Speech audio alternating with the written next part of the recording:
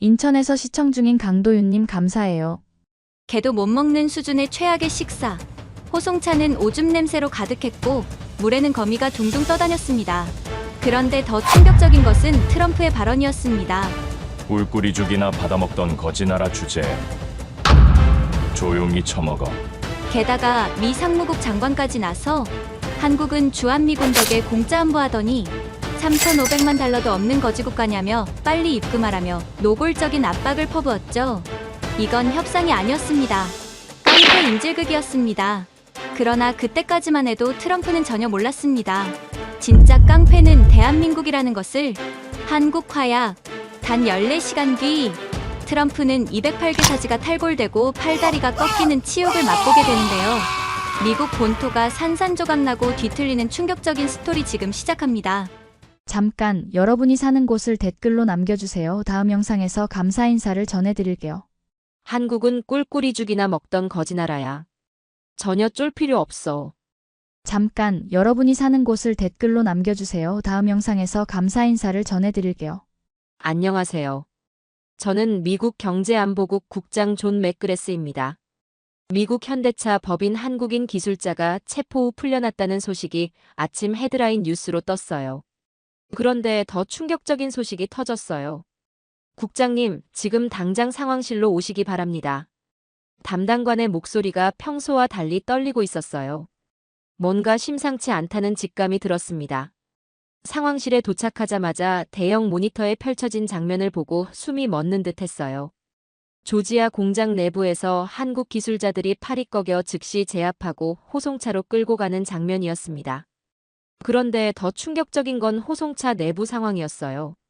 나중에 알게 된 사실이지만 호송차 안은 오줌 지린내로 가득했고 구치소 급식은 개에게도 못 줄 수준이라는 증언들이 줄줄이 터지기 시작했거든요. 이건 한국 사람들을 범죄자 취급한 건 물론이고 개돼지 취급한 거나 다름없었잖아요. 기본적인 인권에 관한 문제였죠. 게다가 제가 하버드에서 국제법을 공부하며 품었던 규칙으로 세계를 설계한다는 신념과는 너무나 동떨어진 현실이었습니다. 오후 2시 하워드 러트릭 상무부 장관의 긴급 브리핑이 열렸어요. 저는 경제안보국 차원에서 참석해야 했습니다. 브리핑룸에 들어서자 기자들의 술렁거림이 느껴졌어요. 모두들 이번 조치가 무엇을 의미하는지 궁금해하고 있었거든요.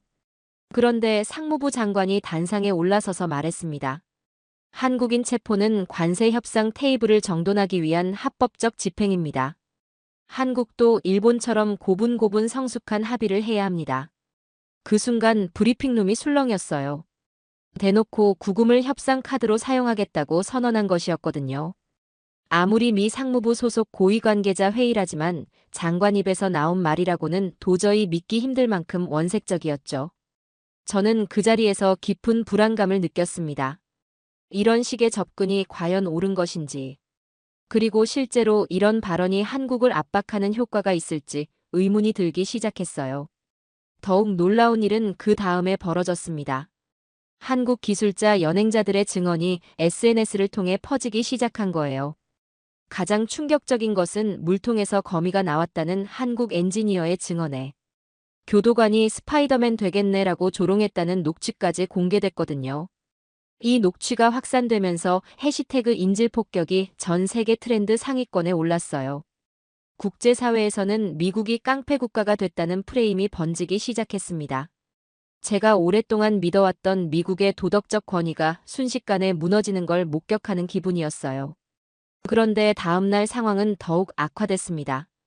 트럼프 측근들과 상무부 라인에서 나온 막말들이 연이어 터져나왔거든요. 한국은 한국 전쟁 후 꿀꿀이죽 먹고 살았다. 미군 음식물 쓰레기로 버틴 나라가 지금 배은망덕하다는 발언까지 나왔을 때는 정말 한미 관계가 종말로 가겠다는 생각까지 들었죠. 저녁 시간 긴급 대책회의가 소집됐어요. 회의실에는 각 부처 고위 관료들이 모였는데 모두들 심각한 표정이었습니다.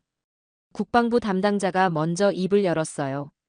현재 한국 기업들이 대미 투자 전면 철수 시나리오를 검토하고 있다는 정보가 입수됐습니다. LG에너지솔루션, 삼성 SDI, 삼성전자, 현대중공업, 한화오션, 포스코 등 주요 기업들이 내부 결제를 돌리고 있어요. 그 말을 듣는 순간 저는 등골이 서늘해지는 걸 느꼈습니다. 제가 그동안 분석해온 자료들을 떠올려 보니 이들 기업이 철수할 경우 미국 경제에 미칠 파급 효과가 상당할 것 같았거든요. 그런데 러트릭 상무부 장관은 더 오만한 태도로 발언을 하더라고요. 한국은 과거부터 늘 일본을 롤모델로 삼고 따라해왔어. 이번에 관세 압박으로 달러도 확보하고 관세도 25%로 올릴 거야. 만약 한국이 거부하면 바로 35%그 이상으로 관세를 더 올리면 돼. 전혀 걱정할 거 없어. 저는 러트릭 장관이 한국을 너무 만만하게 생각하는 단순한 사고에 머리가 하얘질 정도로 충격을 받았죠. 그때 카일 워크 재무부 담당자가 이어서 말했습니다. 월스트리트와 각종 금융기관들도 긴장하기 시작했어요. 한국은 일본과는 전혀 다른 세계 최고 기술력을 가진 선진국이에요. 한국이 우리 미국 손을 놓으면 미국 공급망은 12시간 안에 붕괴되고 미국 경제는 초토화됩니다. 그런데 상무부 소속 앤드류 비서관이 끼어서 답변했어요. 한국 기업 추방 리스트 공개하고 2일 내에 싹 다 추방한다 하면 더 압박이 쉬울 거예요. 항만 통관 지연, 허가 재점검까지 더하면 미국 입장에서 가능한 협박 카드는 수천 개가 넘습니다. 반면에 한국은 수긍하는 것 말고는 딱히 카드가 없어요. 전혀 걱정할 거 없습니다. 저는 이 모든 것을 기록하면서 불편함을 감출 수 없었어요. 이건 국가가 아니라 깡패였거든요. 그때 한 참석자가 하버드에서 온 긴급 보고서를 꺼내 읽기 시작했어요. 한국을 잃는 건 미국의 팔다리 절단이다. 기술, 자본, 일정이 동시에 붕괴되면 본토 경기가 연쇄 폭발할 수 있다. 하버드 석학들의 이런 경고를 듣는 순간 저는 깊은 혼란에 빠졌습니다. 제가 하버드 출신이면서도 이런 상황을 예상하지 못했다는 사실이 부끄러웠어요. 더욱이 이번 조치가 단순한 압박이 아니라 실제로 미국에게 돌이킬 수 없는 손해를 가져올 수 있다는 생각이 들기 시작했거든요. 어떻게든 미국 상무부의 멍청한 생각을 꺾어야 한다고 생각했죠. 안 그러면 미국 본토가 정말 폭발할 수도 있었거든요. 회의가 끝나고 사무실로 돌아와서도 계속 생각에 잠겨 있었어요. 창밖으로 보이는 워싱턴의 야경을 바라보며 오늘 하루 벌어진 일들을 정리해 보려 했습니다. 아침에는 단순한 압박 조치라고 생각했던 일이 저녁이 되니 미국의 국가적 신뢰도에 치명타를 가하는 결과를 낳고 있었어요. 특히 국제 언론들의 반응이 심상치 않았습니다. CNN과 뉴욕타임스 등에서 인질 외교냐는 직격탄을 날리고 있었고 해외 매체들도 미국의 이번 조치를 강하게 비판하고 나섰거든요. 그날 밤 집에 돌아가서도 잠이 오지 않았어요. 아내가 오늘 뉴스 봤는데 당신 부서 일이 맞지? 하고 물어봤을 때 저는 제대로 대답할 수가 없었습니다. 지금까지 제가 믿어왔던 원칙들과 현실 사이의 괴리가 너무 컸거든요. 다음 날 아침 상황은 더욱 악화되어 있었어요. 밤사이 한국 기업들의 보이콧 움직임이 구체화되기 시작했고 미국 기업들마저 내부적으로 더 이상 말하지 말라는 비상공지를 돌리고 있다는 보고가 들어왔습니다. 저는 그때 처음으로 깨달았어요.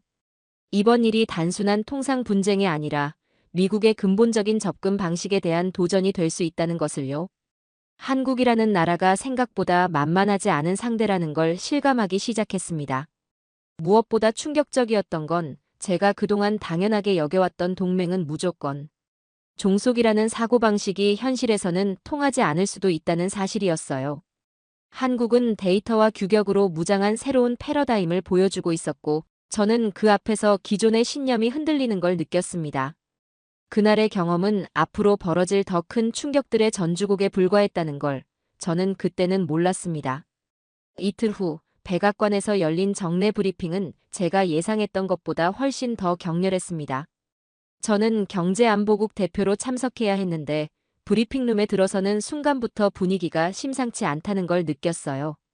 백악관 대변인이 단상에 올라서서 말했습니다. 한국도 일본처럼 하면 됩니다. 별것 아닌 문제예요. 그런데 그 순간 한 기자가 즉석에서 날카로운 질문을 던졌어요. 이것이 인질 외교 아닙니까? 브리핑룸이 순식간에 조용해졌습니다.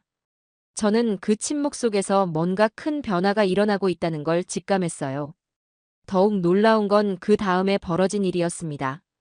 무역안보국 부국장이 별도 브리핑에서 한 발언이 문제가 됐거든요. 한국은 주한미군 방위비도 공짜 아니냐? 거지 국가가 되지 말라. 일본처럼 충실한 개가 되어 사인하면 된다. 저는 그 발언을 듣는 순간 얼굴이 화끈거리는 걸 느꼈어요. 외교관으로서 이런 원색적인 비난이 얼마나 위험한지 잘 알고 있었거든요. 과연 이런 식의 접근이 한국을 굴복시킬 수 있을까요? 오히려 반대 결과를 낳지 않을까 하는 불안감이 들기 시작했습니다. 그런데 정말 놀라운 일이 벌어졌어요. 다음 날 한국의 주요 기업들이 합동으로 기자회견을 열었거든요. 삼성, 현대차, LG, 포스코, 한화 등 소위 KO라고 불리는 기업들이 한자리에 모인 거였습니다. 저는 그 브리핑을 실시간으로 지켜봤는데 정말 충격적이었어요. 그들이 준비한 건 단순한 반박 성명이 아니었거든요.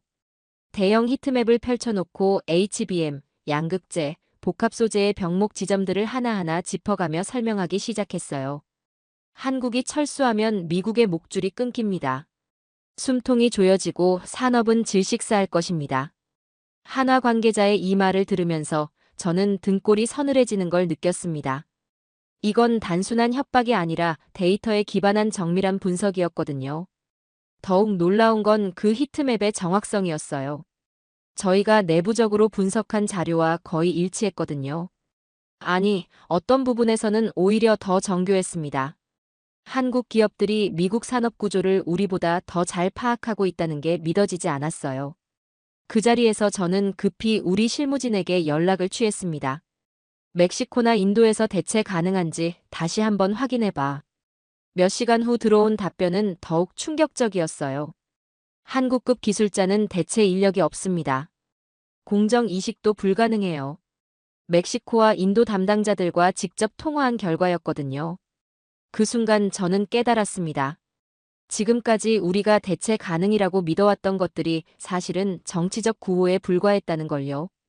현실 데이터는 완전히 다른 이야기를 하고 있었어요. 설상가상으로 트럼프의 발언까지 더해졌습니다. 한국은 일본 식민지 경험 때문에 일본 따라 하는 걸 싫어한다지. 그래도 매번 그랬듯 결국 무릎을 꿇을 것이다. 저는 이 발언을 들으면서 정말 답답했어요. 이런 식의 과거 프레임으로 현재 상황을 해석하는 게 얼마나 위험한지 모르는 걸까요? 한국은 이미 예전의 한국이 아니었거든요. 오후에 열린 비상대책회의에서 국방부 분석관이 중요한 정보를 공유했어요. MASGA 프로젝트의 군사적 의미를 다시 검토해봤습니다. Make Allied Shipbuilding Great and Accountable의 줄임말인데 이 프로젝트가 중단되면 우리 해군 전개 속도와 민수 전략 화물 운송이 동시에 타격을 받게 됩니다. 구체적으로 어떤 의미인가요?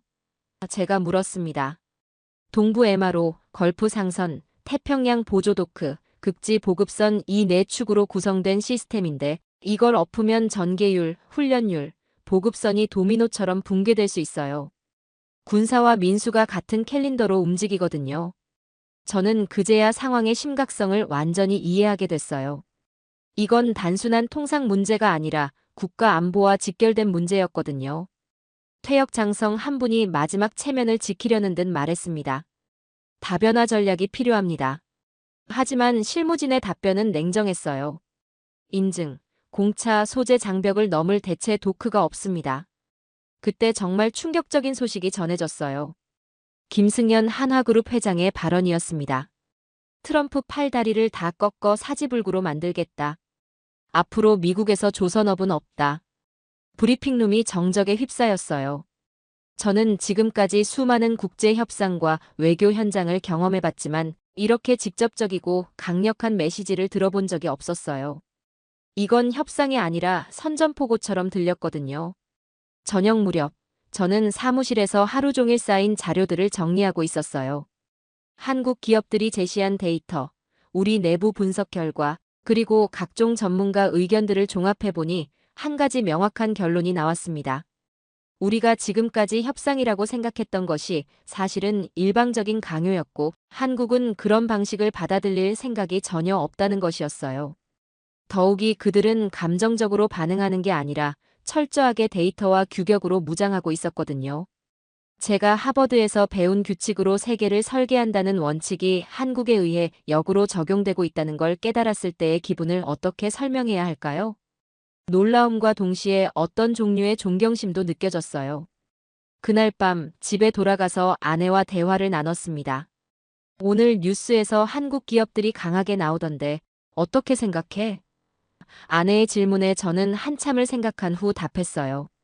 솔직히 말하면 우리가 한국을 너무 얕봤던 것 같아. 그들은 우리가 생각하는 것보다 훨씬 더 정교하고 체계적으로 준비되어 있어. 그 순간 저는 확신했습니다. 앞으로 벌어질 일들이 우리의 예상을 훨씬 뛰어넘을 것이라는 걸요. 한국은 더 이상 일본식 굴복을 택하지 않을 것 같았고, 우리는 그에 대한 준비가 전혀 되어 있지 않았어요. 사흘 후, 저는 버지니아 주 리버프런트 클러스터 현장을 직접 방문하게 됐습니다. 경제안보국 차원에서 마스가 프로젝트의 실제 운영 상황을 점검해야 했거든요. 그런데 그곳에서 목격한 광경은 제가 예상했던 것과 완전히 달랐어요. 현장에 도착하자마자 느낀 건 규모의 압도감이었습니다. 동부 MRO 재생정비구역, 걸프 대형 상선 건조독, 태평양 보조도크, 극지 보급선 제작 라인이 실시간 라우팅 시스템으로 완벽하게 연결되어 있었거든요. 마치 거대한 유기체처럼 움직이는 모습이었어요. 그런데 더욱 놀라운 건 그 시스템을 관리하는 기술이었습니다. 한화 측 브리핑에서 김동관 회장이 직접 설명을 맡았는데 저는 그가 하버드 출신이라는 걸 알고 있었어요. 그런 그가 미국인 기술 투자자와 나누는 대화를 들으면서 정말 충격을 받았습니다. 이 저서명 복합선체, 잠수함 음향 시그니처가 미친 듯이 내려가네요. 미국인 투자자가 감탄하며 말했어요. 김동관 회장이 차분하게 답했습니다. 음향 코팅 레이어와 위상 배열 센서 통합이 핵심입니다. 정비 예측 정확도가 1.8배 향상됐고 도크 회전율은 37% 증가했어요. 그 순간 미국인 투자자가 속삭이듯 말한 게 제 귀에 들렸어요. 한화는 한 번 시작하면 끝장을 봅니다. 여기 걸리면 뼈도 못 추려요. 저는 그 말을 듣고 온몸에 소름이 돋았습니다. 이건 단순한 기술 자랑이 아니라 경고였거든요. 한화가 얼마나 철저하고 집요한 회사인지를 보여주는 대목이었어요. 브리핑이 계속되면서 더욱 놀라운 기술들이 공개됐습니다. 탄약고 M+2 안전등급을 보장하는 탄약 센서 충격. 격리 마운트, 미세 균열을 사전에 예측하는 디지털 트윈 MRO 시스템까지. 모든 것이 그래프와 수치로 뒷받침되고 있었어요. 그런데 정말 소름 끼치는 건 따로 있었습니다. 한화 측에서 합법적 속도 조절 패키지라는 걸 발표한 거예요. ESG와 안전을 명분으로 QA 주기를 2배로 늘리고 위험 공정에 대해서는 교차 검증을 의무화하겠다는 내용이었거든요. 이게 무슨 의미인지 아십니까? 옆에 있던 해군 관계자가 저에게 속삭였어요. 미 해군과 민수 일정이 모두 한국의 QC 캘린더에 종속된다는 뜻입니다. 브리핑룸의 공기가 순식간에 얼어붙었어요. 청중들의 숨소리만 들릴 정도로 조용해졌고 누군가는 물컵을 떨어뜨리는 바람에 깨지는 소리가 크게 울렸어요. 그 순간 모든 사람들이 같은 생각을 하고 있다는 걸 느꼈습니다. 이거 큰일 났다는 집단적 직감이었어요. 이어서 연쇄 시뮬레이션이 시작됐습니다. 대형 스크린의 애니메이션으로 보여주는 건데 항모 전단 출항이 3주 지연되고 상선 선적 슬롯이 부족해지고 충돌 사고 복구 리드 타임이 2배로 늘어나고 훈련 소티가 축소되는 과정을 한눈에 볼 수 있었어요. 저는 그 애니메이션을 보면서 정말 아찔했습니다. 이건 단순한 경제적 타격이 아니라 국가 안보 전체가 흔들리는 문제였거든요. 미군의 전개 능력 자체가 한국 기업의 QC 일정에 좌우된다는 게 믿어지지 않았어요. 그때 워싱턴에서 급히 연락이 왔습니다. 유럽과 일본 도크에 긴급 슬롯을 요청했다는 소식이었어요. 하지만 결과는 예상대로였습니다. 규격과 공차가 맞지 않아서 재인증에 6개월에서 1년이 걸릴 것 같다는 답변이 돌아왔거든요. 대체제가 없다는 걸 이제 확실히 알겠네요. 제가 중얼거리자 옆에 있던 동료가 고개를 끄덕였어요. 지금까지 우리가 착각하고 있었던 것 같습니다. 더욱 놀라운 건 시장의 반응이었어요. 애플, 구글, 마이크로소프트 같은 빅테크 기업들이 런치 캘린더를 한화 캘린더에 맞춰 재정렬하기 시작했거든요. 언론에서는 배의 시계는 한국이 쥐었다는 헤드라인을 뽑아냈어요. 그날 저녁 뉴스에서 트럼프가 스튜디오에서 조선업 망하면 안 된다 며 책상을 내리치는 장면이 나왔는데 정말 우스꽝스러웠어요. 왜냐하면 옆 화면에는 불량률과 안전 KPI 수치들이 떠 있어서 그의 말이 설득력을 잃고 있었거든요. 그날 밤 저는 사무실에서 늦게까지 자료를 정리했습니다. 하루 종일 목격한 것들을 정리해보니 한 가지 명확한 결론이 나왔어요. 한화의 버튼이 세계 항로의 메트로놈 역할을 하고 있다는 것이었습니다. 더욱 충격적인 건 이 모든 것이 총이나 폭탄이 아니라 캘린더와 규격으로 이루어지고 있다는 사실이었어요. 한국 기업들은 무력을 사용하지 않고도 미국의 산업 전체를 통제할 수 있는 수단을 갖고 있었던 거죠. 집에 돌아가서 아내에게 오늘 있었던 일을 이야기했습니다. 한국 기업들이 정말 대단하더라. 우리가 생각했던 것보다 훨씬 더 정교하고 체계적이야. 아내가 물었어요. 그럼 이제 어떻게 될 것 같아? 저는 한참을 생각한 후 답했습니다. 솔직히 모르겠어. 하지만 한 가지는 확실해. 앞으로 벌어질 일들이 우리 예상을 훨씬 뛰어넘을 거야. 그날 밤 잠자리에 들면서 저는 계속 생각했어요. 지금까지 제가 믿어왔던 미국의 압도적 우위가 사실은 착각이었을 수도 있다는 것을요. 한국은 이미 게임의 룰을 바꿔놓았고 우리는 그 새로운 룰을 이해하지 못하고 있었어요. 무엇보다 놀라운 건 한국 기업들의 접근 방식이었습니다. 그들은 감정적으로 대응하지 않고 철저하게 데이터와 기술로 무장하고 있었거든요. 마치 제가 하버드에서 배운 규칙으로 세계를 설계한다는 원칙을 그들이 더 잘 실행하고 있는 것 같았어요. 그 순간 저는 깨달았습니다. 이제 시작에 불과하다는 것을요. 한국의 진짜 실력을 아직 다 보지 못했다는 걸요. 그런데 상황은 완전히 다른 국면으로 접어들었습니다. 워싱턴에서는 강화된 제재 패키지를 발표했어요.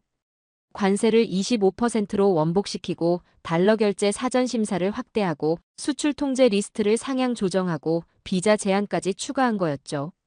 저는 그 발표를 들으면서 불안감이 커지는 걸 느꼈습니다. 이런 식의 일방적 압박이 과연 효과가 있을까요? 지난주 현장에서 목격한 한국 기업들의 체계적인 준비를 생각해보니 오히려 역효과가 날 것 같았거든요. 동시에 우리는 대체 가능 쇼케이스를 대대적으로 펼쳤습니다. 유럽과 일본의 도크들, 멕시코와 인도의 배터리 라인 전환 발표까지. 언론에서는 미국이 한국 없이도 충분히 할 수 있다는 논조의 기사들이 쏟아져 나왔어요. 하지만 저는 이미 현실의 벽을 알고 있었습니다. 공차, 소재, 접합 기준이 미국 규격과 맞지 않아서 재인증에 최소 6개월, 길게는 1년이 걸린다는 것을요. 보급선과 정비선의 슬립이 계속 누적되고 있다는 것도 알고 있었고요. 그런데 정말 기가 막힌 일이 벌어졌어요. 상무 차관 대행이 브리핑에서 한 발언 때문이었습니다. 한국 기술은 일본보다 못합니다. 협상 조건도 안 되는 수준이 이런 과장을 하고 있어요. 복합 소재, 우리도 만들면 됩니다. QC, 한국이 뒤집어 쓴 미사여구일 뿐입니다. 저는 그 발언을 듣는 순간 정말 당황스러웠어요. 지난주에 직접 현장에서 목격한 기술 수준을 생각해보니 이런 발언이 얼마나 현실과 동떨어져 있는지 너무 명확했거든요. 과연 이런 식으로 상황을 해결할 수 있을까요? 예상대로 한국 측의 반박이 즉시 나왔습니다. 그런데 이번에는 정말 놀라웠어요. 감정적인 반응이 아니라 불량률, 피로수명, 충격시험 결과의 원본 데이터를 공개한 거였거든요. 안전을 위한 QA 상승이라는 서류가 국제 검증을 통과하면서 우리의 명분이 완전히 붕괴됐어요. 저는 그때 깨달았습니다. 한국은 감정이 아니라 데이터로 싸우고 있다는 것을요. 우리가 막말을 할 때마다 그들은 더욱 정밀한 수치로 반박하고 있었어요. 이건 완전히 다른 차원의 게임이었습니다. 법무 라인에서도 총동 원령이 떨어졌어요. 반독점 조사, 조달 감사, 조세 소명 요구로 한국 기업들을 압박하기 시작했거든요. 저는 이런 다각도 압박이 효과를 낼 거라고 기대했습니다. 그런데 재무부의 매파인 앤드류 콜드웰 차관이 한 발 더 나아갔어요. 환율과 자본이동 제재까지 검토해야 합니다. 그가 회의에서 강력하게 주장했거든요. 하지만 국방부 라인에서 즉시 반대했습니다. 그렇게 하면 전개율이 먼저 무너집니다. 국방부 관계자의 이 말을 듣는 순간 저는 우리 내부에도 균열이 생기고 있다는 걸 느꼈어요. 더욱 놀라운 건 시장의 냉정한 반응이었습니다. 우리가 대체 쇼케이스를 아무리 화려하게 펼쳐도 런치 캘린더는 더욱 늦어지고 있었어요. 월스트리트 보고서에서는 대체 가능은 정치 구호, 대체 불가능은 산업 데이터라고 명확하게 결론지었거든요. 그 주 금요일 정말 충격적인 소식이 들려왔습니다. 꿀꿀이죽 프레임 때문에 광고 불매와 주가 급락이 시작됐다는 거였어요. 미국 기업들이 내부적으로 더 이상 말하지 말라는 비상공지를 돌리고 있다는 정보도 입수했고요. 저는 그때 정말 혼란스러웠습니다. 우리가 한국을 압박하려고 했던 모든 조치들이 오히려 우리에게 역풍으로 돌아오고 있었거든요. 막말은 자충수가 되고 제재는 우리 기업들에게 손해를 끼치고 대체 시도는 현실의 벽에 부딪히고 있었어요. 그날 저녁 저는 사무실에서 지난 한 주간의 상황을 정리해봤습니다. 한국 기업들은 우리의 모든 압박에 대해 룰과 수치로 대응하고 있었어요. 설계, 규격, 인증이라는 최후의 힘을 사용하고 있었던 거죠. 특히 인상적이었던 건 한국 기업들의 일관성이었습니다. 아무리 강한 압박을 받아도 감정적으로 반응하지 않고 항상 데이터와 규격으로 답하고 있었거든요. 마치 때려도 룰로 이긴다는 신념을 갖고 있는 것 같았어요. 집에 돌아가서 아내와 대화를 나눴습니다. 오늘 뉴스 보니까 한국 기업들이 우리 압박에 전혀 굴복하지 않던데? 저는 한숨을 쉬며 답했어요. 그게 문제야. 우리가 지금까지 해온 방식이 통하지 않고 있어. 한국은 완전히 다른 게임을 하고 있거든. 어떻게 다른데? 우리는 힘과 압박으로 상대방을 굴복시키려고 하는데 한국은 규칙과 데이터로 상황을 통제하려고 해. 그리고 지금까지의 결과를 보면 한국 방식이 더 효과적인 것 같아. 그날 밤 잠자리에 들면서 저는 깊은 고민에 빠졌습니다. 과연 우리가 추구하는 방향이 옳은 걸까요? 한국이 보여주는 새로운 접근 방식을 우리도 배워야 하는 건 아닐까요? 무엇보다 충격적이었던 건 한국 기업들의 준비성이었습니다. 우리가 어떤 압박을 가해도 이미 그에 대한 대응책을 준비하고 있었어요. 마치 우리의 모든 수를 미리 내다보고 있는 것 같았거든요. 저는 그때 확신했습니다. 이 상황이 우리가 예상했던 방향으로 흘러가지 않을 거라는 것을요. 한국은 우리의 기대와는 완전히 다른 방식으로 대응하고 있었고 그 결과는 우리에게 더 큰 충격으로 돌아올 것 같았어요. 이틀 후 정말 놀라운 일이 벌어졌습니다. 한국의 주요 기업들이 전례 없는 규모의 공동 대응에 나선 거예요. 삼성, 현대차, 기아, 포스코, SK, 한화, LG, 두산까지. 소위 한국 메가캠프라고 불리는 기업들이 한자리에 모여서 공동 원칙을 발표했거든요. 저는 그 발표를 실시간으로 지켜보면서 정말 경악했습니다.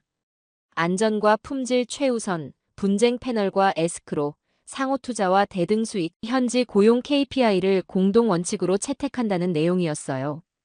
그런데 가장 놀라운 건 이 모든 원칙을 공개 규격으로 발표했다는 점이었습니다. 워싱턴에서는 즉시 카르텔 프레임을 씌우려고 시도했어요. 하지만 공개 규격이라는 명분 때문에 여론 공격이 오히려 역풍을 맞았거든요. 투명성과 공정성을 강조하는 한국 기업들의 전략이 완벽하게 먹혔던 겁니다. 그 다음부터 벌어진 일들은 정말 소름 끼쳤어요. 삼성에서는 북미향 HBM과 첨단 패키징 검증 주기를 상향 조정한다고 발표했습니다. AI 칩 런치가 2분기에서 5분기까지 지연될 수 있다는 예고와 함께요. 열, 전력, EMI 난이도와 분량 한계치까지 데이터룸에 공개하면서 대체 불가성을 납득시켰어요. 현대와 기아에서는 텍트타임을 보수화하고 충돌과 배터리 화재 SOP를 상향 조정했습니다. 품질 변동폭이 절반으로 안정되는 대신 출시 캘린더 재편이 불가피하다는 발표였어요. 저는 이런 정교한 조치들을 보면서 한국 기업들의 전략적 사고에 감탄하지 않을 수 없었습니다. LGES와 SK 안에서는 셀과 모듈 우선순위를 재배치해서 신뢰도 높은 프로젝트에 선공급하겠다고 했어요. 일부 북미 OEM들의 대기열이 증가할 거라는 경고와 함께요. 포스코에서는 유럽 우선 할당으로 미국 항공과 조선 EPC 체인에 경보를 울렸고 저탄소 제철 레이어를 묶은 그린 프리미엄까지 도입했거든요. 가장 충격적이었던 건 두산과 한화의 조치였습니다. 가스터빈과 함정 시스템 점검 모듈을 안전 강화 모드로 전환한다는 발표였어요. 미 해군 전개가 간헐적으로 홀드되고 에너지 백업 플랜까지 역류할 수 있다는 내용이었거든요. 이건 단순한 경제 제재가 아니라 국가 안보 차원의 타격이었어요. 그때 하버드에서 긴급 세미나가 열렸다는 소식을 들었습니다. 최고 석학들이 모여서 현 상황을 분석했다는 거였어요. 그들의 결론은 충격적이었습니다.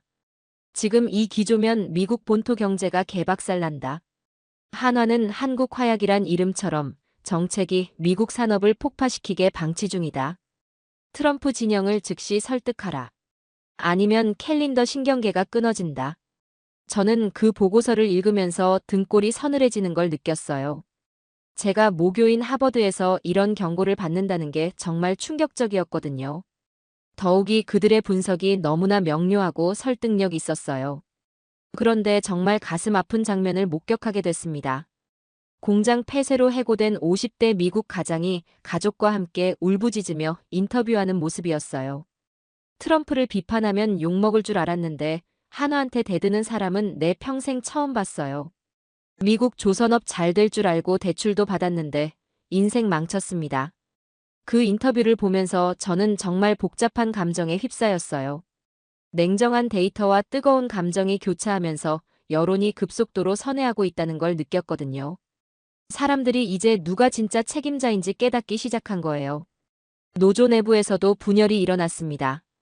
일부는 일자리 타격을 외치며 시위를 벌였지만 다른 일부는 한국식 안전표준이 우리 생명을 지킨다며 지지 집회를 열었어요. 안전과 품질 조항을 수용해야 한다는 여론이 점점 커지고 있었거든요. 월스트리트와 빅테크 기업들의 반응도 놀라웠습니다. 한국 표준 캘린더로 런치를 재정렬하라는 내부 지침이 확산되기 시작했어요.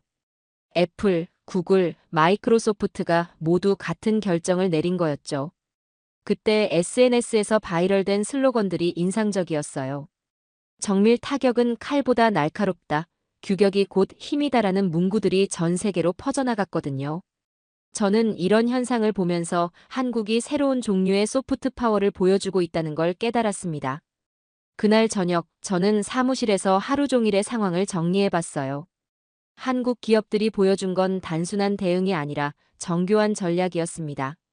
국뽕이 규격으로 완성되고 있었고 정밀 타격의 기술이 공개 표준과 공동 대응으로 구현되고 있었어요. 가장 놀라운 건 한국 기업들의 일관성이었습니다. 아무리 강한 압박을 받아도 감정적으로 반응하지 않고 항상 규칙과 데이터로 대응했거든요. 이런 접근 방식이 결국 국제사회의 지지를 얻어내고 있었어요. 집에 돌아가서 아내에게 말했습니다. 한국 기업들이 정말 대단해. 우리가 압박을 가할 때마다 더욱 정교하고 체계적으로 대응하고 있어. 아내가 물었어요. 그럼 이제 어떻게 될 것 같아? 저는 깊은 한숨을 쉬며 답했습니다. 솔직히 우리가 불리해지고 있어. 한국은 힘이 아니라 신뢰로 게임을 바꿔놓았거든. 그리고 지금까지의 결과를 보면 그들의 전략이 훨씬 더 효과적이야. 그날 밤 잠자리에 들면서 저는 계속 생각했어요. 한국이 보여준 건 단순한 저항이 아니라 새로운 패러다임이었습니다. 규격과 신뢰를 무기로 삼아서 전 세계의 지지를 얻어내는 방식이었어요. 그리고 그 앞에서 우리의 전통적인 압박 방식은 무력해 보였습니다. 저는 그때 확신했습니다. 앞으로 벌어질 일들이 우리에게 더 큰 충격을 줄 거라는 것을요. 한국은 이제 시작에 불과했을 테니까요. 시간이 지나자 워싱턴에서는 강경파들이 다시 집결하기 시작했습니다. 그들의 마지막 카드는 일본이었어요. 일본은 15%에 사인했습니다. 그래서 일본 차가 더 싸게 팔리죠. 한국 차는 더 비싸지니 누가 사겠습니까? 이런 논리로 한국을 압박하려고 했거든요. 하지만 시장의 반응은 예상과 달랐어요. 소비자들과 업계 전문가들이 즉시 반박했습니다. 브랜드, 성능, 안전이 구매의 최종 변인입니다. 관세 10%포인트는 소프트웨어, 배터리, 자율주행 안전기술 앞에서 희석되고 있었어요. 저는 이런 반응을 보면서 시장이 이미 변했다는 걸 깨달았습니다. 그때 정말 놀라운 분석 자료가 나왔어요. 한국인 인질 폭격이 미국 종말을 부른다는 논리였거든요. 한국이 지난 10년간 결함은폐 제로 선언, 데이터룸, 상시 공개, 현장 안전 KPI 국제 컨소시엄화로 신뢰 인프라를 구축해왔다는 분석이었습니다. 이 신뢰의 백본을 끊는 순간 다국적 기업, 금융기관, 보험회사, 항만들이 동시에 브레이크를 걸 것이라는 예측이었어요. 투자 철회와 축소의 도미노가 시작될 거라는 경고였죠. 한국이 투자를 철회한다는 신호는 전 세계가 미국과 거리를 둔다는 의미로 해석된다는 결론이었습니다. 저는 이 분석을 읽으면서 정말 충격을 받았어요. 우리가 단순히 한국 하나를 상대하는 게 아니라 한국을 통해 구축된 글로벌 신뢰 네트워크 전체와 대립하고 있다는 걸 깨달았거든요. 전문가들은 과거 사례를 들어 경고했습니다. 한국은 관세를 감내하며 수출 다변화를 선택할 가능성이 높습니다. 2019년 일본의 반도체 소재 규제 때 1년 만에 국산화와 다변화에 성공했죠. 공급망이 더 견고해지고 신뢰도 급상승했습니다. 한국이 미친 속도로 세계 최고 기술에 도달하는 나라라는 평가였어요. 그런데 정말 기가 막힌 일이 벌어졌습니다. 미국 고위 관료 한 명이 생중계에서 완전히 폭주한 거예요. 야, 이 멍청이 트럼프야로 시작해서 기저귀부터 바이오, OLED, 반도체, 자동차, 조선, 철강, 전투기, 통신, IT, 군사까지. 한국 끊기면 미국이 멈춘다는 폭탄 발언을 했거든요. 저는 그 장면을 실시간으로 지켜보면서 정말 당황스러웠어요. 우리 진영 내부에서 이런 균열이 생기다니. 레거시 미디어들이 이 발언을 대서특필하면서 상황은 더욱 악화됐습니다. 강경파들은 마지막으로 일본 카드를 꺼내들었어요. 일본은 765조 원을 미국에 투자했습니다. 숫자로 압박하려고 했죠. 하지만 업계의 반응은 냉정했습니다. 투자 총액과 규격 캘린더 지배는 다른 문제입니다. 재인증과 품질 가드레일이 핵심이에요. 더욱 심각한 건 투자 대피 시나리오가 가속화되고 있다는 점이었어요. 한국계 기업들뿐만 아니라 유럽, 대만, 동남아 투자사들까지 미국 투자 철회와 축소 문건을 내부에서 배포하고 있다는 정보가 들어왔거든요. 저는 그때 정말 절망적인 기분이 들었습니다. 우리가 한국만 고립시키려고 했는데 오히려 우리가 고립되고 있었어요. 국제사회의 신뢰를 잃어가고 있다는 게 너무 명확했거든요. 한국 측에서는 메시지를 리셋했습니다. 인질 폭격은 미국의 종말을 부릅니다. 우리는 철수로 협박하지 않습니다. 설계로 설득합니다. 도덕, 기술, 경제 프레임의 삼중 봉쇄였어요. 저는 이런 정교한 메시징을 보면서 한국의 전략적 소통 능력에 감탄하지 않을 수 없었습니다. 그 주 금요일, 정말 충격적인 보고서가 제 책상에 올라왔어요. 각국의 투자 심리 조사 결과였는데 대부분의 국가들이 한국과의 신뢰를 미국과의 관계보다 우선순위에 두기 시작했다는 내용이었거든요. 저는 그 보고서를 읽으면서 정말 복잡한 감정에 휩싸였습니다. 제가 하버드에서 배운 국제관계 이론들이 현실에서는 전혀 통하지 않고 있었어요. 힘의 논리보다 신뢰의 논리가 더 강력하다는 걸 실감하고 있었거든요. 그날 저녁 사무실에서 동료들과 대화를 나눴습니다. 이 상황을 어떻게 타개해야 할까요? 젊은 분석관이 물었어요. 저는 한참을 생각한 후 답했습니다. 솔직히 말하면 우리가 잘못된 프레임으로 접근했던 것 같습니다. 한국은 우리가 생각하는 것과 완전히 다른 게임을 하고 있어요. 신뢰는 물류보다 강하고 규격은 관세보다 날카롭다는 걸 보여주고 있거든요. 또 다른 동료가 말했어요. 그럼 우리도 접근 방식을 바꿔야 하는 건 아닌가요? 그게 문제예요. 이미 너무 멀리 왔어요. 한국은 신뢰 인프라의 발원지가 되었고 우리는 그 신뢰를 깨뜨리려고 시도하는 쪽이 되어버렸거든요. 집에 돌아가서 아내와 대화를 나눴습니다. 오늘 표정이 안 좋던데 무슨 일 있어? 저는 깊은 한숨을 쉬며 답했어요. 한국 문제가 생각보다 훨씬 복잡해. 우리가 단순히 압박하면 굴복할 거라고 생각했는데 완전히 다른 결과가 나오고 있어. 어떻게 다른데? 한국이 전 세계의 지지를 받고 있어. 신뢰라는 무기로 게임 자체를 바꿔놓았거든. 그리고 우리는 그 새로운 룰을 이해하지 못하고 있어. 그날 밤 잠자리에 들면서 저는 깊은 성찰에 빠졌습니다.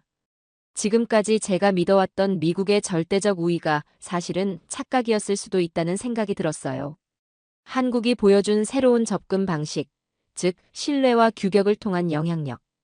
행사가 전통적인 힘의 논리보다 더 효과적일 수도 있다는 걸 인정하지 않을 수 없었거든요.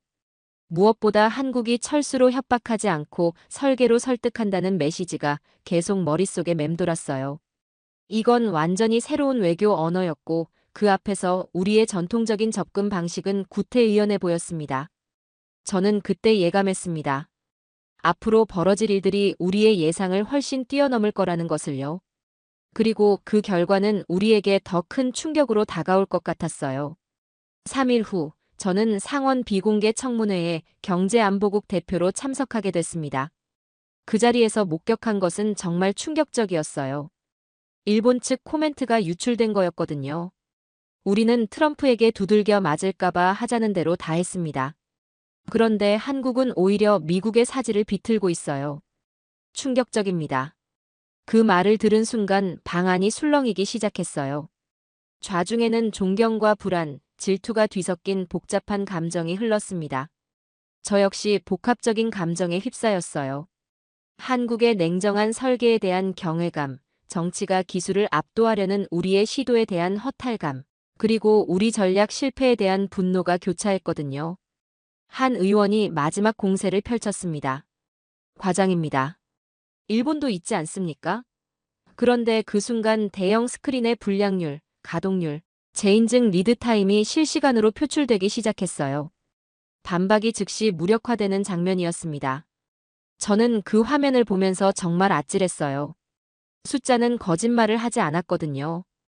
일본과 한국의 기술 격차가 데이터로 명확하게 드러나고 있었어요.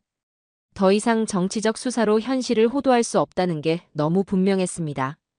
그때 실리콘밸리 클라우드 3사의 공동서한이 공개됐어요. 출시 캘린더 올스토. 대안나. 단 6글자로 상황을 요약한 메시지였거든요. 저는 이 간결하면서도 강력한 메시지를 보면서 한국 기업들의 영향력을 새삼 실감했습니다. 주지사들과 노조가 연대 성명을 발표한 것도 충격적이었어요.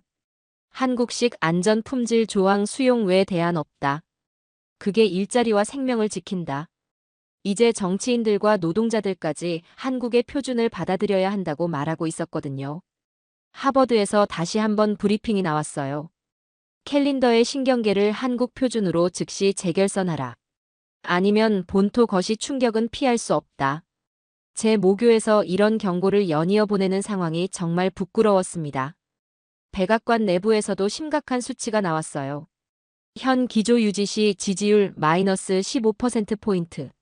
출시 대란이 대선의 직격탄이 될 것. 정치, 경제, 군사 측면에서 트리플 체크메이트 상황이었거든요. 그런데 그 순간 메인 스크린의 슬로건이 바뀌었어요. 인질 폭격에 맞불 붙이는 한화.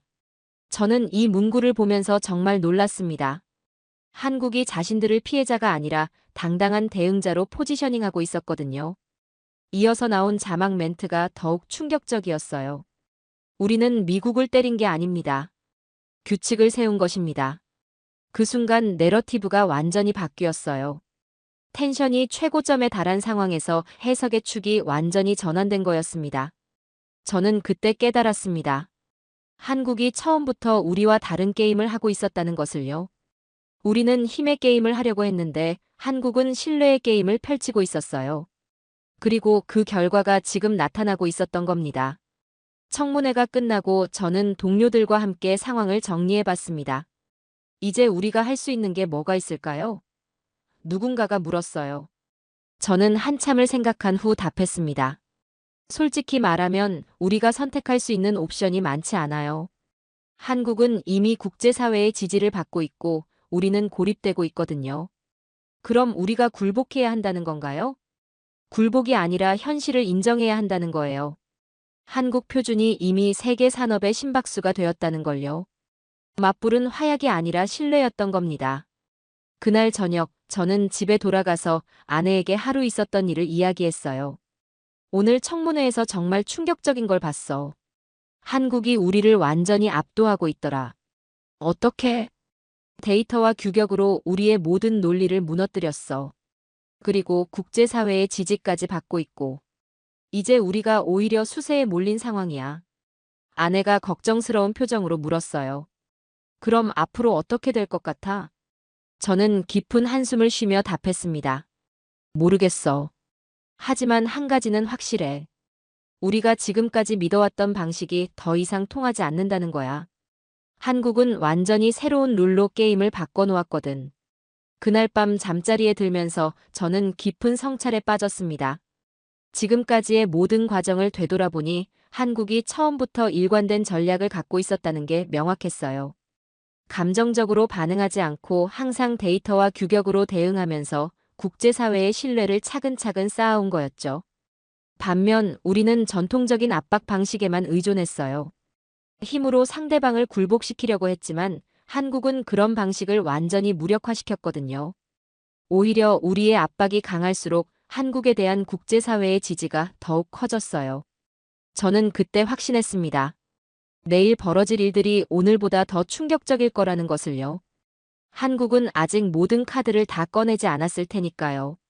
그리고 우리는 그 마지막 카드를 감당할 준비가 전혀 되어 있지 않았어요. 무엇보다 한국이 규칙을 세웠다는 메시지가 계속 머릿속에 맴돌았습니다. 이제 세계는 한국이 만든 규칙에 따라 움직이고 있었고, 우리는 그 규칙을 따라야 하는 처지가 되어버린 거였어요. 이제 미국 전체가 말 그대로 일정 붕괴의 현실에 직면하게 됐습니다. 항모 정비 슬립이 계속 누적되고 전기차와 AI 제품 런치가 잇따라 캔슬되고 항만에서는 채설료가 폭등했어요. 심지어 슈퍼마켓과 물류사들까지 공급 중단 공지를 연달아 올리기 시작했거든요. 저는 이런 상황을 목격하면서 정말 절망적인 기분이 들었습니다. 제가 경제안보국 국장으로서 예상했던 최악의 시나리오가 현실이 되고 있었어요. 더욱이 이 모든 것이 우리 스스로 초래한 결과라는 사실이 더욱 괴로웠거든요. 그런데 정말 충격적인 소식이 들려왔어요. 영국 공영방송에서 특집 다큐멘터리를 제작했다는 거였습니다. 제목이 한화, 미국 산업의 사지를 절단하다였어요. 부제는 캘린더와 규격의 반격이었고요. 저는 그 다큐멘터리를 처음부터 끝까지 지켜봤는데 정말 소름 끼쳤어요. 미국 지도 위에 캘린더 절단선이 그어지면서 조선, 철강, 반도체, 배터리 라인이 하나씩 꺼지는 그래픽이 나왔거든요. 해설자는 정치가 기술을 이길 수 없을 때 벌어지는 가장 값비싼 수업료라고 냉정하게 분석했어요. 더욱 놀라운 건 거리의 반응이었습니다. 곳곳에서 풍자 시위가 벌어지고 있었어요. 한화는 건드리면 안 된다. 김승연이 트럼프의 팔다리 뼈마디를 부숴버렸다. 트럼프를 인질로 주고 용서를 구하자라는 피켓들이 나왔거든요. 물론 은유적이고 풍자적인 표현이었지만 민심이 완전히 돌아선 걸 보여주는 장면이었어요. 가장 가슴 아팠던 건 그 50대 미국 가장의 인터뷰였습니다. 눈물을 흘리며 트럼프가 내 인생을 망쳤습니다. 한화에 대드는 사람은 처음 봤어요. 우리는 조선업 부흥을 믿었는데 라고 말하는 모습이었거든요. 저는 그 장면을 보면서 정말 마음이 아팠어요. 결국 피해를 보는 건 선량한 시민들이었으니까요. 국제 무대에서 우리의 고립은 더욱 심각해졌습니다.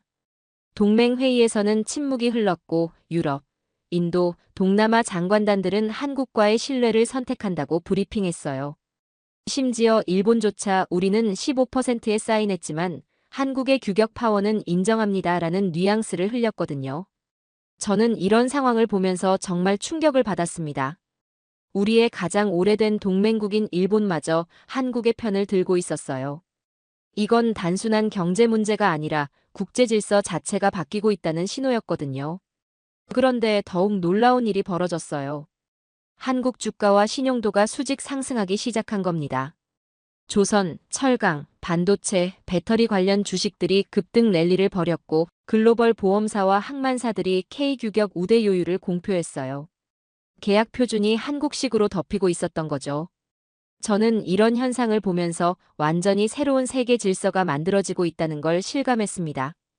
더 이상 힘이나 압박이 아니라 신뢰와 규격이 국제관계를 좌우하는 시대가 온 거였어요. 미국 내부의 담론도 완전히 바뀌었습니다. 한화는 캘린더 패권을 장악했다. 김승연 리더십은 신뢰의 무기화를 완성했다. 정치가 기술을 이기지 못했다. 우리는 가장 비싼 대가를 치렀다는 분석들이 쏟아져 나왔어요. 그날 저녁, 저는 사무실에서 마지막 보고서를 작성하고 있었습니다. 지난 몇 주간의 모든 상황을 정리하면서 한 가지 명확한 결론에 도달했어요. 우리는 힘으로 굴복시키려 했지만 한국은 룰로 설득했고 신뢰로 이겼다는 것이었습니다. 창밖으로 보이는 세계 지도를 바라보니 K표준 라우팅이 연속으로 점등되고 있었어요. 북미 일부만 암전 상태였고요. 저는 그 장면을 보면서 정말 복잡한 감정에 휩싸였습니다. 집에 돌아가서 아내와 마지막 대화를 나눴어요. 이제 어떻게 될 것 같아? 저는 깊은 한숨을 쉬며 답했습니다. 이제 우리가 인정해야 할 때가 왔어. 한국이 새로운 기준을 만들었고 세계가 그 기준을 받아들이고 있다는 걸 말이야. 그럼 우리는 졌다는 건가? 이기고 지고의 문제가 아니야. 게임 자체가 바뀐 거야. 이제 한국이 세계 최고 기준이야. 그날 밤 잠자리에 들면서 저는 지난 몇 주간의 경험을 정리해봤습니다. 처음에는 단순한 압박 조치라고 생각했던 일이 결국 미국의 국제적 위상과 영향력에 치명타를 가하는 결과를 낳았어요. 한국은 우리와 완전히 다른 방식으로 접근했습니다. 감정적으로 반응하지 않고 항상 데이터와 규격으로 대응했어요. 그리고 그 결과 국제사회의 신뢰를 얻어냈죠. 신뢰가 국가의 최강 무기라는 걸 보여준 거였습니다. 제가 하버드에서 배운 규칙으로 세계를 설계한다는 원칙을 한국이 더 잘 실행했다는 걸 인정하지 않을 수 없었어요. 더욱이 그들은 그 원칙을 힘이 아니라 신뢰를 바탕으로 구현했거든요. 저는 그때 마지막으로 깨달았습니다. 앞으로의 세계에서는 누가 더 큰 총을 가졌느냐가 아니라 누가 더 신뢰받는 규격을 만들어내느냐가 중요할 거라는 것을요. 그리고 그 새로운 게임에서 한국이 이미 승부를 결정지었다는 것을요. 마지막 내레이션이 제 머릿속에 울려 퍼졌습니다. 우리는 힘으로 굴복시키지 않았다. 룰로 설득했고 신뢰로 이겼다. 이것이 한국이 세계에 보여준 새로운 패러다임이었고 앞으로 모든 국가들이 배워야 할 교훈이었습니다.